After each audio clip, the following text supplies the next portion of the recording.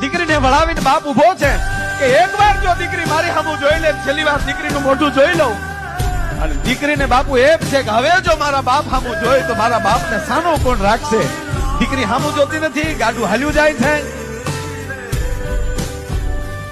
પછી બાપ એમ કે મારી સામું ન જોતો કાંઈ નહીં, પણ જે ગામના ચાપે આંબલી ની પીપળી રમીને જે ઝાડ ઉભા છે એ ડાળું તો જો એ બેટા ઝૂકી ગઈ.